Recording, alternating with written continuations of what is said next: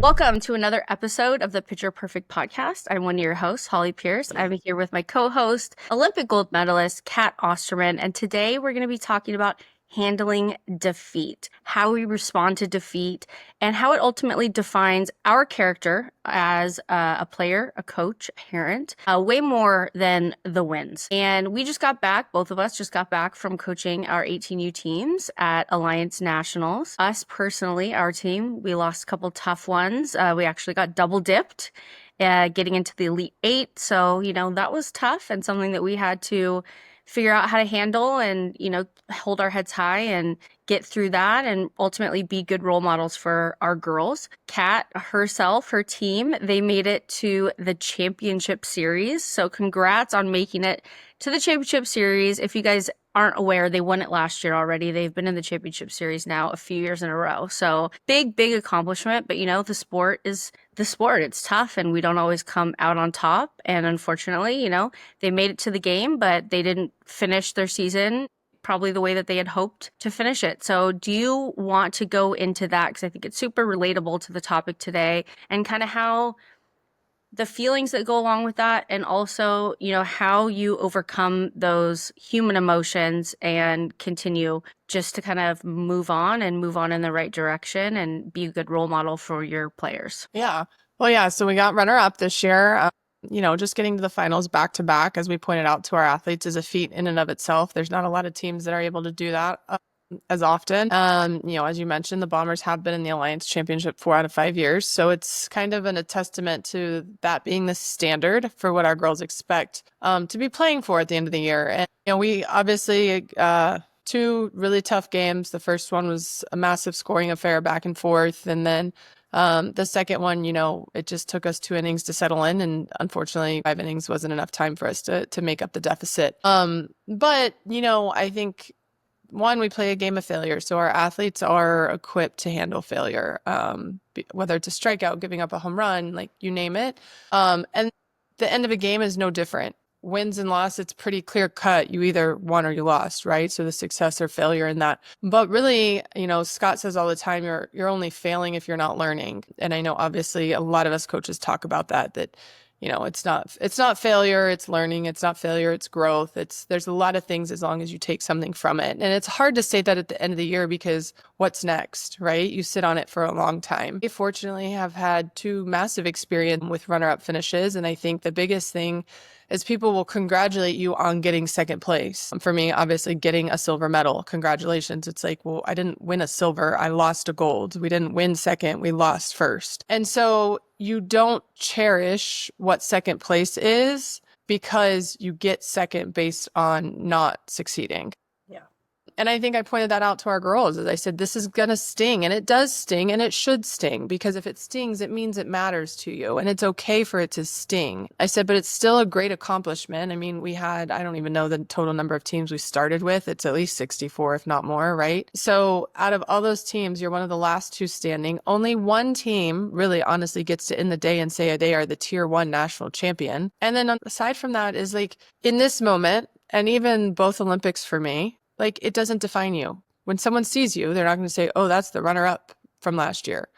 Yeah. I told them, people don't go, oh, that's the pitcher that lost USA their first gold medal. Like, no, like that doesn't define who I am. It doesn't define what I do. It doesn't define your career. And we're coaching girls that are on the pinnacle of obviously going to college, and hopefully college is the pinnacle of their softball career, unless they continue to be the percentage that gets to play professionally. But in the grand scheme of things, I told them, I go, in 4 or 5 years, you're not going to look back and say, hey, remember when we lost the national championship? Like, no one's you're going to be like, hey, remember when we won this game, or when we won this game, or, whatever. And there's moments you can grow and learn from within that national championship, as I told them. But I told them all, the only way you walk out of here really with any regret is if you don't feel like you left everything you have on the field. If you left everything you have on the field, then there's nothing to hang our head about. We just got outplayed. And sure, you can not have a great game, but that doesn't mean you didn't give your all. Sometimes we give our all and it's still not good enough that day for whatever reason. One of my pitchers who was starter in game 1, game 2, I was sitting with her while our other kid was warming up, and she was just like, I'm so mad at myself. And I'm like, you can't be mad at yourself. Like, you didn't purposely go walk people. You didn't purposely give up hits. Like you can be upset, but one, I'm not going to never put you in a championship game again because you lost today. Like that's not going to happen. And you're never not going to lose ever again. So let's put this in perspective. Did you compete for me for 3 innings with the best you had? Yeah, we were still in the ball game to that point. I made a switch that didn't pay off for us. It was a gamble I had to take, and it wasn't our day. Like it didn't go our way. And I think that's, sometimes in the picture too, is I have to look at it and be like, you know what? I had to take the gamble though. Do I continue to put someone out that is putting runners on and giving up hits, even though it's only 2 an inning and we're kind of going back and forth? Or do I try to make a change and see if maybe we can get a 1-run inning or a shutdown inning? And, it's the fact that you look back at it and can say, you know what? I can learn this from it, or I can reflect on this moment and maybe I can do it differently next time. But I don't mind that it stings and that they get upset. Because if they get upset and it stings, like it truly means it meant something to them. Yeah. And I think that's the cool part of what you and I get to witness, especially with Alliance, where you get the best of the best there, is that it means something to them to try to get to Sunday and be the last person standing. It's not just, oh, it's another tournament. Like, no, we want to be there on Sunday in Indiana to end our year. And it means that much to them as they walk away from trial for the final time to be able to say they were. And, this is the second time we've had to have the conversation about finishing runner-up, and my message is the same to them every time. It's going to sting, but it's not going to be the worst loss in your life, and it's not going to be the best moment of your life. Yeah, and I think one of the big messages that I think is a good takeaway here, that we've got a lot of coaches and parents that listen to this podcast, and it really does start with the coaches or with the parents after the game and modeling the right type of behavior, losing with dignity and grace. But it's got to start at the top. And, your ability to have accountability to say, you know what, I made a change and it didn't pay off. But I think that that's one thing that is really beneficial to athletes, is to learn how to sit in the sting, and also that accountability isn't a bad thing. Like it's that's what we grow from. I think I notice at young ages, now that I'm kind of around the young ones with my daughter, that a big piece that's missing at that level that I've never been around before is lack of accountability. And after so many losses, it's like, oh, well, it's because this happened or this happened, and a lot of finger pointing. And, it can get really easy to deflect and point fingers after a loss because losses don't feel good. And I think that's kind of a coping mechanism or defense mechanism to point the finger. Umpire made a bad call, or, it was because of X, Y, and Z. But when we really learn to just, it is what it is, and, hold the things ourselves accountable in the ways that, we maybe could have been better, that's when we teach our athletes to do the same. And they're ultimately just going to grow. It's not accountability in the sense that they're beating themselves up, like, oh, I wish I should have done this better, but like in a growing type way, like you said. But that doesn't come when we model behavior to them of pointing the finger, whether that is as a parent. Okay, so me as a parent and my 8-year-old, after a loss, of like, sweetie, like, it's because your coach called the wrong pitches and your coach didn't put the lineup together right. The umpire was bad. Those are all examples and things really that will set the internal dialogue for your athlete for when they get to the level like what we're coaching and beyond. That if we want them to be feeling forward, they have to learn how to grow by being accountable for the things that they're able to be accountable for.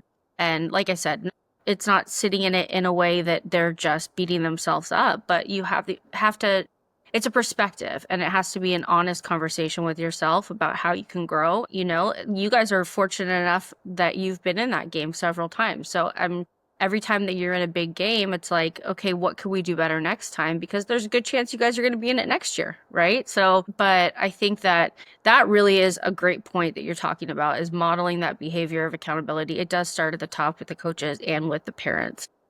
Yeah, well, I think as a coach, you have to show them, if you get way worked up and been out of shape and lose your mind over a loss, then obviously like it gives an athlete or it gives another person to feel like, oh, well, I can do that too. But we all want to keep our character. And I think the biggest thing is, especially at our level with youth sport, like our jobs aren't on the line because we don't win, right? Like you're still going to be with Tony tomorrow. I'm still with Scott, regardless of if we win a national championship or not. And so with that, that in mind is the fact that we also have to now teach these girls how to eventually, maybe one day, be in our place and handle this same thing. And when you go and you point fingers, and you and I talked about it off air, there was a pitch in game 2 of the championship series that would have rung somebody up and gotten us out of an inning. And instead it was a ball, and the next pitch was hit for a grand slam. In our post-game talk, like I told her, you know what, that might have been a great pitch, but the reality of it is we also hit somebody and walked somebody to load the bases. So there's something that happened before that that we did have a part of. And yes, that one pitch could have gotten us out of it. And the fact that you executed that pitch to perfection, whether the ump called it or not, I'm proud of you. We didn't execute the next pitch. And her and I had this conversation really briefly. And it was like, but we can't turn and blame somebody for what we did prior to that one pitch. And she was like, yeah, I know. No, like, I get it. She's like, and I was like, so we got a little emotional because he didn't call strike 3 when we thought it was strike 3 and didn't rebound to the next pitch right away. So we piped it and it got hit out. And that was the difference maker. If that grand slam doesn't get hit, we actually probably win 3-1. So but if I let her believe the umpire made us lose, then she doesn't reflect and see, how could I have been better in that inning?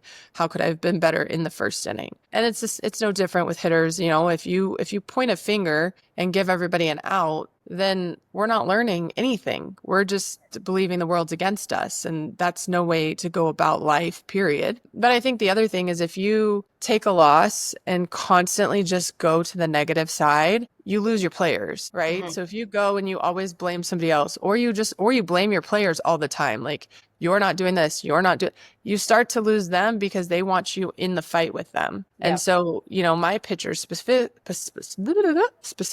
my pitchers know I'm in the trenches with them. Yes, I will tell them when they're not hitting spots. I will tell them when they're making it hard to call pitches because we're not hitting spots or we're missing spots greatly. We're crossing catchers up. But I'm also not just saying you're not doing this and I'm going to sit here and just kind of be. Like, I'm going to tell you you're not doing that, and I'm going to tell you your 5 warm-up pitches, this is what you're going to do, so that way we can work through it. And now for the first hitter, here's our game plan. I need you to put that in your mind during this half inning of hitting, so that way you can go out and execute it, and then we'll worry about the next and the next. If we're not in the trenches with them, then it doesn't make sense to me. That's the biggest thing, is we need to be in the trenches. You need to be feeling it with them. It stung. It stung a little bit for me too. I have nothing left to gain as far as, like, I'm not an athlete playing and the game is out of my control other than calling pitches in, right? But I'm a competitor and I want to see them win because I've been with them through the work. Right. And that's the piece, is like wanting to see the work and the learning pay off when they have it. But the other team is doing the same thing. So you're really both evenly equipped if you're both doing your jobs. And so it stings. And but like I said, and I think the other thing I pointed out to them is the one thing that motherhood has reminded me. And game 1 was an example. We ended up getting run rolled in the 6th, and it was just a kind of, I don't want to say a bloodbath, but it was a lot of hits, hard hits left and right. And I'm frustrated because it's like, could I have called a different game? What switches should I have made, not made? Like, should I have just let my starter go even though she was giving up runs? Like, you start to do hindsight 2020, right? Yeah. And I'm like in this funk, and all of a sudden they let my little toddler loose, and she comes running on the field, mommy, hi, mommy. And it reminds me at the end of the day, like, we are training these girls how to play a game, a competitive game at a high level. It is not life. And I think sometimes, even as travel ball coaches, we take it home. We take it to the extreme of like it keeping us up at night. And I give my all to my kids, but at the same time, when I go home, I have a kid I have to give my all to. And so when I go home now, like, no, I'm not looking at charts once it's her time. Yeah. I do that in the morning when I wake up and she's still sleeping. I can do all that. But, I told them, like, yes, let's remember we lost a game. We lost a game. We did not lose life. We lost a game, and you're going to wake up tomorrow and get to play it again. Yeah, it really is all about perspective. And I can't say it enough that we really are, as coaches and now as parents as well, but we really are models for behavior. And if we're going to expect and want for our girl, for the athletes that we coach, to be well-rounded people, to be good people with good character that understand the bigger picture, like, we have to model that.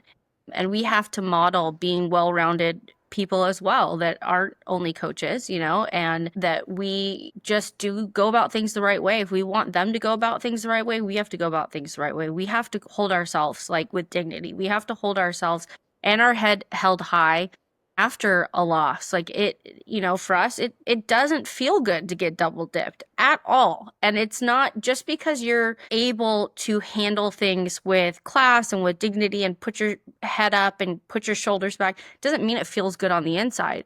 But I think that's the big thing about character, and that's the big thing about learning to really have stability in your life and in your game. Is it's not just acting right when things go right, but acting right when things don't go right. That really is what kind of reveals character. And like you said, but it's so much bigger just than the sport. And we're really trying to build these athletes into good human beings and good people. And what better chance to do that than after a tough loss when emotions don't feel good? Like it's so easy to ride the emotional roller coaster in this sport. And I think I see so many parents at the younger levels right now that I'm around, the 8U, the rec ball, and I've never witnessed it even, I mean, to this extent. Like the stakes are so much higher at the level that we coach at when, the girls have college scholarships on the line, and the stresses of the game can be so much bigger if they're not trained and equipped how to handle it. But then I go and I watch, at the 8U rec level, and the emotional roller coaster and the ups and downs when really there really is not anything on the line other than maybe ego and I don't know what. But like it's kind of eye-opening to me and kind of crazy, but to me it's like it's exhausting. Like how long are you going to allow yourself to ride the emotional roller coaster if you want your daughter, or if you're a player that wants longevity in the game? I mean, Kat, how long did you play this game for? For a long time. So 25 years, I think. Yeah. Okay. So 25 years as a player, imagine riding an up and down emotional roller coaster after every win and loss for 25 years. I mean, that's emotionally exhausting. And we've got many coaches out there. I've got over 20 years of coaching, and I would like to think that I'm not too old, so we have a lot of coaches out there that have been coaching much longer than you and I. And it's like, you have to gain perspective or you're going to get burnt out. You're going to get burnt out as a player, you're going to get burnt out as a coach, and you're going to get burnt out as a parent. And when you get burnt out as a parent, you're not able really to be that support for your kid. And like you said, being able to go home and be what JC needs as a mom and be able to give to her, like you have to be able to refill your tank and keep your tank full. But if you're riding the roller coaster of the ups and downs and the losses, whether it be, like I said, as a player, a coach, or a parent, you're depleting your tank, your emotional tank. And then what do you have to give into the other aspects of your life? And it's just so much bigger than just softball that, you have to check in with yourself, make sure that you're not making things out to be bigger than they really are. I mean, yeah, well, I think, and obviously we talk to pitchers specifically, and as a pitcher, it's hard because your name is tied to the wins and losses, right? So when you lose, it's like your name is right there next to the loss, and it sucks. Like, let me just put it that way.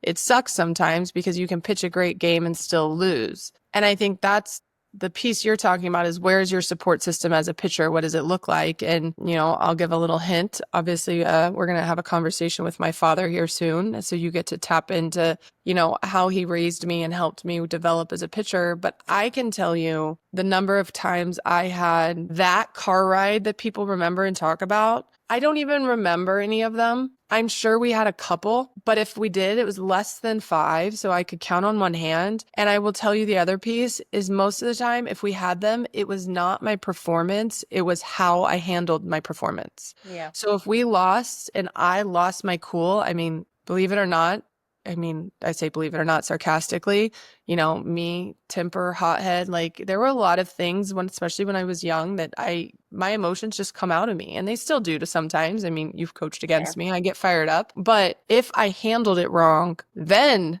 I had a car ride from hell, because I was getting yelled at about my character and how I was perceived and how I am an example of who they are as their daughter. And so I think parents of pitchers specifically, is I think when you get in the car ride home, the conversation isn't you hung your change up, you walked too many. Like that's a conversation for later when you go to work again. Like, hey, your spots weren't consistent. We walked 5, 4 of those scored. So let's work on your curveball because you missed it this many times or whatever it is that you can put numbers and quantity and measurement on. But the car ride home is did they play and have body language and carry themselves in a way that you're proud of? And if they did, then let them just sit in peace. Like you can say, hey, do you want to talk about it? And if they start talking about, yeah, I just didn't have my change up today, and they go into detail, then talk. But otherwise, if they handled it well, then it's a matter of, you know what, losing sucks, but just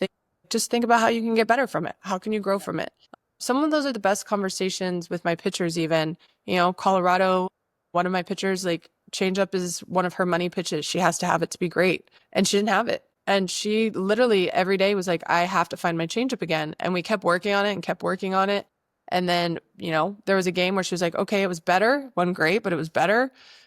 And then we got to nationals and she's like, oh, my changeup's back. I've been working on it hard. And I'm like, cool. But like she could look at it and be like, I lost because I didn't have a changeup. I can't sit here and just throw hard, and hit corners. Like I have to have that changeup because that's what makes me different. And I think sometimes as pitchers, you have to truly look and say like, okay, what could you have done differently? Because there is usually something. Now, there are games that you pitch your butt off and maybe you lose 1-0 on a blue pit. Maybe a good hitter hits a good changeup out. Maybe you just hang one pitch and it gets hit out. Like if you give up 1 run, you should still be in the game and your team technically. Like our rule is like 3 or less is what kind of we define as like a really good game because we should, as an offense, most of the time try to be able to score 3. So look at like what is the standard that you're measuring yourself to, but like perfection's not it. And I think that sometimes is where when pitchers lose, they go to this perfection ideal and they compare themselves to every pitch landing, never walking somebody, never, nicking someone's elbow guard. Like they go to all these things and it's like you can walk somebody and you can hit somebody in a game and still throw a really phenomenal game. So what does that look like? And where in your game when you lost, was there something you can control? And the other piece I remind ours all the time too is it's a team game. Your defense has to play behind you. Your offense has to score. There's other things that go into the game, not blaming those, but there are other things that go into the game that then put your name in the loss column sometimes. Yeah, and I'd like to shift. Actually, I have a question. And my experience in college, our college coach I think she had a really good perspective and way to handle, ups and downs. She wasn't overly emotional, but one of the things that she did always hold us accountable to is, if we had a tough game or a bad game, we were not to be like messing around on the bus after a tough loss. Like she wanted us kind of like sitting in it and sitting in silence. And I think that's always been an interesting thing for me as a coach is like how athletes should be acting after a tough loss. So is it okay when athletes are goofing around after a tough loss? Like what does it look like? Obviously, you want athletes that hate to lose, but you don't want them sulking and showing emotion too much, right? So to me, it's always been like, I don't know that I necessarily agree with having to sit in silence and, make sure that you're showing everybody that you're upset. But what kind of balance do you feel like there should be for athletes, after a tough loss? And I don't mean like a great game where it's like, oh, yeah, but like, maybe like a game that legitimately they didn't play well. I mean, is there some kind of like a rule of how long that you got to act like gosh, we just got our butts beat, then that or should they be doing TikToks 5 minutes later? Right. Well, I usually give like a grace 30 minutes to an hour. I mean, and I'm not saying if you're in a high school game and like 15 minutes, 20 minutes later, you're on the bus and they're playing music and goofing around to try to get over it. It's frustrating when you're an ultimate competitor and you're going to stew on it for a while to like hear that. But at the same time, everybody kind of copes a little bit differently. But I think most athletes, it's, there's usually a 20, 30-minute period that they're pissed off, and that's okay. Like I said, it's okay to be mad about losing a game because that means you're caring enough at your craft that you want to be better. Now, it's when, you wake up the next day and if it's still eating at you, then we need to find some type of tool to be able to flush it and move on and get ready for the next game. But, I think there are 30 minutes to an hour of being able to kind of sit with it, reflect, If you don't want to talk, if you want to go listen to your own music, if you just want to be like whatever, I don't find anything wrong with that whatsoever. I don't like losing. Obviously can handle it as a coach much better because I'm not in the mix as far as being on the field. But when I was an athlete and I don't want to talk, I don't want to hear music. I may call a friend and talk about the game. I usually post game call my dad, college and pro. Most of the time, I think towards the end of my pro career, I didn't call him as much. But you know, if it wasn't a great game, I would call and talk about it. What did he see? What did, you know, is what I'm feeling, what he's seeing, but I want to talk through it. And so I think that's the other piece to parents and even coaches is occasionally your athlete does want to talk through it. They don't want to be talked at or yelled at or chastised for not coming through, but they want to talk through what happened because that's a lot of times emotionally how you figure out what you're feeling, how you're going to get over it, what went wrong in the moment, those kind of things. And, you know, if you don't allow them to talk through it, and I look at it kind of like a relationship. I mean, you're struggling in your marriage or your boyfriend, girlfriend, or whatever, like you talk through it. Right. This is a relationship with a game, right? They want to talk through it and figure out how to be better. And so I think, you know, I think give them their space, but I mean, easily after an hour after the game, it still might bother you, but you should be able to come back to real life Yeah. and be able to function and, you know, hang out and do whatever. Now, granted, you still don't have to be in a great mood to do TikToks and whatnot, but I do think you have to have that grace period. Otherwise, I don't know. I sometimes, to be honest, will question people who can get over it within 5 minutes. Like, were you really that invested?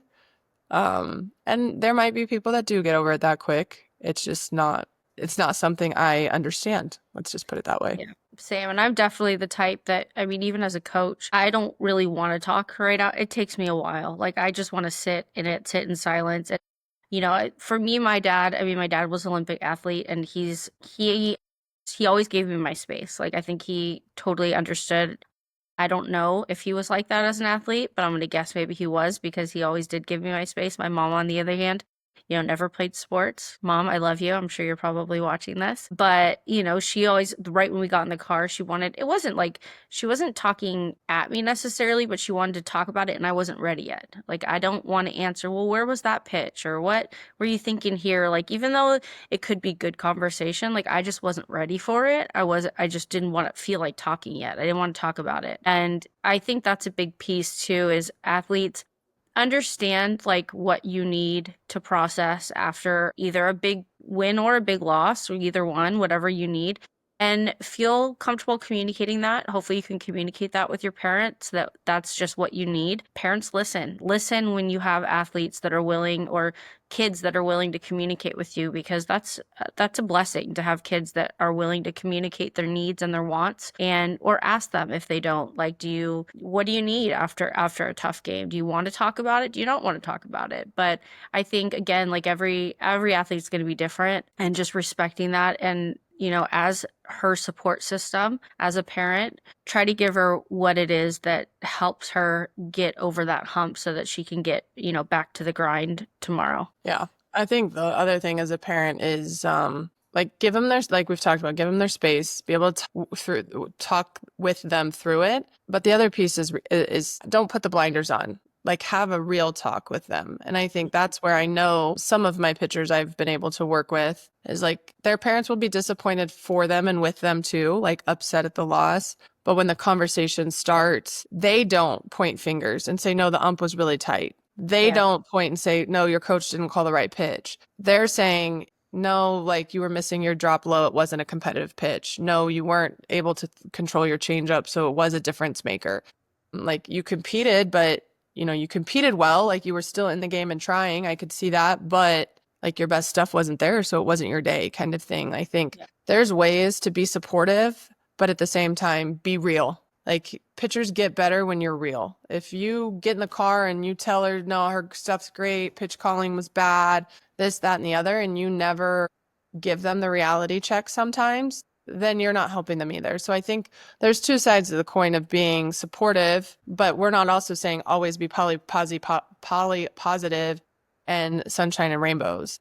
Yeah. Like you can be a little bit of sunshine on the dark cloud by pointing out some positive, but also pointing out, okay, yes, this is what I saw. Especially, I know a lot of dads, there are some moms, props to you moms that sit on the bucket and catch your pitchers too. My mom is similar to yours, no athletic ability in her body. She tried to catch me once and reached out with her bare hand to catch the ball. So we said, nope, you're done. So whether it's the dads or the moms, but you sit there and put the hours in with them, you have the ability to talk them through it in a realistic way. And I think that's also the best piece. And again, we'll talk with my dad, but the best piece of anything he gave me was being real. Like, I think I've shared the story of we lost to the Batbusters. God bless Gary Hanning and his OC Batbusters, the originals. But we lost to the Batbusters in extra innings by 1 run. It wasn't even like a bloodbath. I come off bawling. I need another pitch. They knew I was going to throw a rise ball by the end because that's all I throw at this point. Blah, blah, blah. And my dad was able to say, okay, you're right. We do need to start working on another pitch. But you just took Hanning Batbusters, who at the time had Kira Garrell, Jamie Clark, I think Dana Sorensen, some other athletes, but like a handful of them had just come back from junior national team stuff. You took them to 8 or 9 innings and lost by 1 run on a sac fly in ITB at that. So I didn't even put the runner on, but I'm so distraught, and he's able to reality say, yes, you're right, but let's look at this. And then there have been other games where I come out and I'm like, well, it's a win. And he was like, that's one hell of an ugly win. You're right, but it's a win. And I'm going to take that for today because I know it was ugly. So I think there's something to being real, and I don't mean be harsh and kill their spirits. But again, sometimes it's that grace period.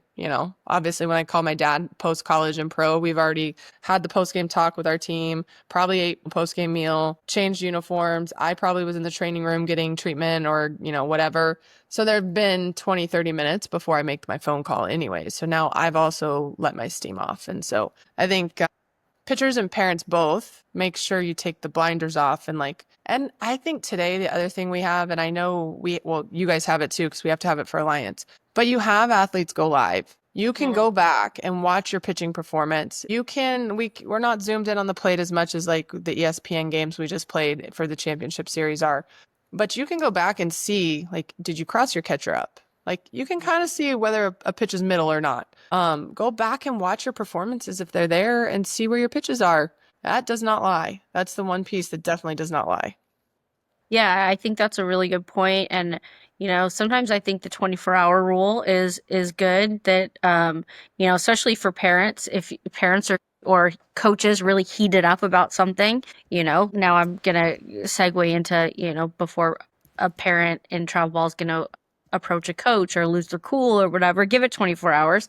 But if you're going to go back and watch video too, make sure you've got a good mind where you can just be kind of just a good perspective. So whatever, 24 hours, I don't actually mean it has to be 24 hours, but give yourself the time so that when you look at that game and you watch that game, you can do it with like a good lens and really just, you're not overly critical or overly making excuses or anything like that for yourself, but just look at it like you're watching a game, like you're watching any game, like to remove yourself a little bit from it, the emotions from it, and then look at it or even you can even sit there and chart it and look at where the pitches are that got hit and where are we missing, how many balls are we missing by, and that, okay, I look back and these home runs I gave up, yeah, okay, they were kind of right over the plate, but it's going to tell you a story. And then when you have a good head on your shoulders and good perspective, you can take that story and then you can grow from it from the next time. But you got to kind of remove the emotion a little bit from that so that you're able to really have a good head on your shoulders, like I said. Yeah. I think the biggest thing is just having emotions is okay. The biggest loss of my life, I can't say I didn't handle it poorly by any means. We did go to the press conference and someone asked where my silver medal was, and I said somewhere in the locker room because I didn't want to keep it on because it was a reminder of what had just happened. And I didn't feel like, I pitched decent and then obviously and it was a regret thing is what ate at me as I threw one pitch that made the difference in the game. And it was a pitch I hardly ever throw. And so it was like, why did you say yes? And so I'm dealing with regret in my own self more than anything. And everyone else was pissed off. And I learned later, like we all blamed ourselves in some capacity. We all played pro ball like 2 or 3 years later together. And the next Olympics came around in 2012, and we weren't in it, obviously. And those of us that had played in it had a hard time watching 2012 Olympics. And so other teammates were like, hey, gymnastics is on. Are we going to watch tonight? And, we're like, sure. Okay. Yeah. And so we watch, and then someone brings up '08, and, I'm like, well, I gave up a home run. And someone else is like, well, I struck out twice with runners in scoring position. Someone else is like, well, I hit into 2 double plays with runners in scoring position. Like everyone, and all of a sudden I'm like, we've all been carrying this forever, and all of us have been pointing the finger at our own selves. And that's just at least 3 people I named who are pointing their finger, which means the team. The team Yeah. lost, Yeah.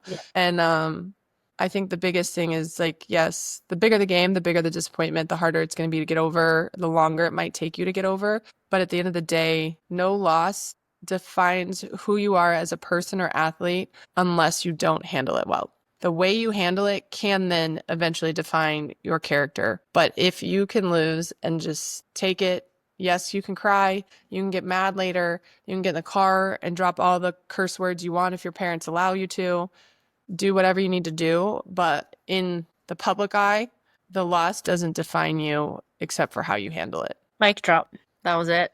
You Yeah. nailed that one. I couldn't agree more. That was awesome. And that's coming from the perspective of winning and losing on the world's biggest stage. So, I mean, I hope all of you guys out there really can take away from that and see the value in what you're hearing Kat say right now, because I mean, there's not a bigger stage that to be on than that what she's talking about right now. But I think moving forward to, like she kind of hinted about her dad coming on as a guest. Super excited to have him. So I think that that's going to really hopefully flow from this episode into that for you parents out there, how to help your athletes, like to be able at Kat's age to now reflect back on her career and have that kind of perspective and mentality and the things that she's accomplished, not just physically, but like the mindset. I mean, it really does start at home. And so hopefully all of you guys can tune in when we do have Kat's dad on here soon. And I think that it's going to be an invaluable episode for all of our parents out there. So.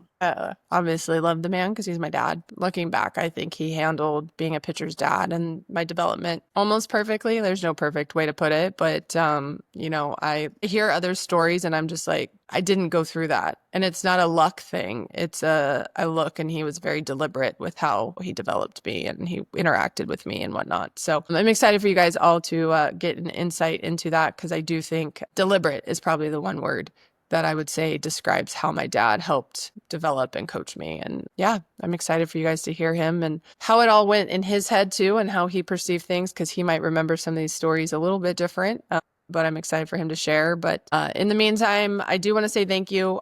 Holly hit on it. We were at nationals, but it was also very cool to hear a lot of you say that you listen to the podcast, that you've grown from the podcast. You love getting some tips and insights, because I think there's so much more to pitching than just learning pitches. And a lot of times that's what gets lost when you just go to lessons and learn pitches. And it's really cool to hear you guys say you like the podcast. I think next year we should probably take some merch with us, Holly, and do some giveaways, or I don't know if they want to buy some, whatever. But we should probably start making handing the out. site. I know we should start handing out some Picture Perfect merch, because a lot of fans stopped, and I thought that was really cool to get comments about our podcast more than anything, because we do this obviously for you guys. There's no ads. We're not making money off this. We enjoy it to be able to share pitching and help every pitcher grows. Fans, you guys are the reason we're doing it. We appreciate your support. Keep tuning in. And yeah, next episode, hopefully, especially if you're a pitcher's dad, I would say tune in. Pitchers tune in too, because I think the man has a lot of wisdom to share that he has kept bottled up for the 25 years I played. So excited to share my dad with you guys. And we will see you guys next episode. Hi, guys.